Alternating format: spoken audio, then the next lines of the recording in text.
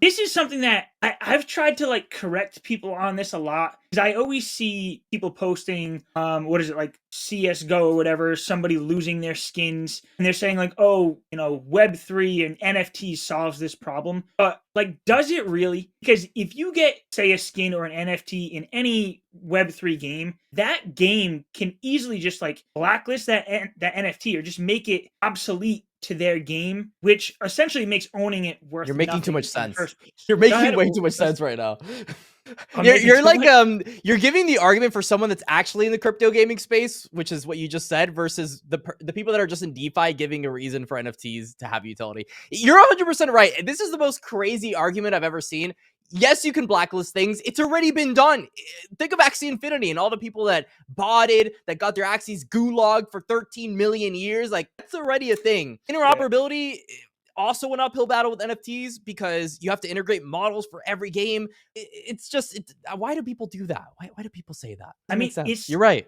it's a step in the right direction. It's definitely heading the right way, and it's getting closer to decentralization. And if you have a team or a project that's like Illuvium, they're a DAO, so technically the community can bring up proposals and change things. So it would be harder for a game like Illuvium to do that. I mean, it does happen, and there is an argument for it too. Like, if there is actual cheating involved in a Web3 game, like, do the people who have those NFTs deserve to have them? I'm not saying I have an answer for this situation, but it's just something that I don't think a lot of people, even in this community, fully understand. And they're making that argument with, the Web2 gamers. Send them to the gulag.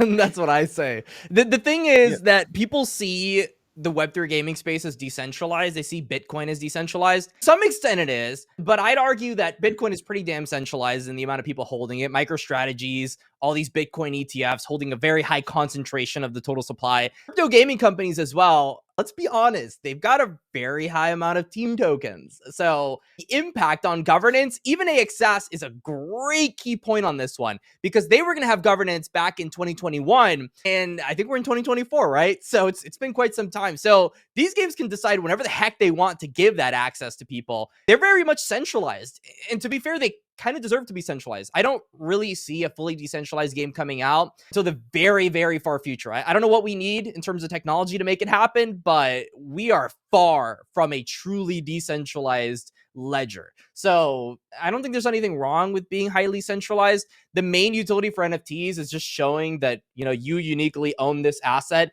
It doesn't mean that you can't get completely destroyed and lose that asset and lose access to it. It just means you own it. So that could mean a lot of things. It could be digital And you can IDs. see, So many reasons. You can see the data of how many of those exist too. I think that's also something too. Like, if you get a skin in a Web2 game, I'm pretty sure you can't figure out how many total skins there are. And if you are, you're relying on the game itself, that they're not lying to you. Like, oh, there's 200,000, but you don't know how many. That's the real point. Like, they could figure it out, but the fact that like you have this you can fact check them and they can't pull anything over on you, because that's what it is. That happens a lot in Web 2. Like, don't get me started, but yes, that's huge. The identification and being absolutely certain that something is happening the way that they're saying it is. And how scarce it is for like a game like Illuvium. Like, when set 1 is done and you can't catch these original alluvials anymore, we would be able to see on chain if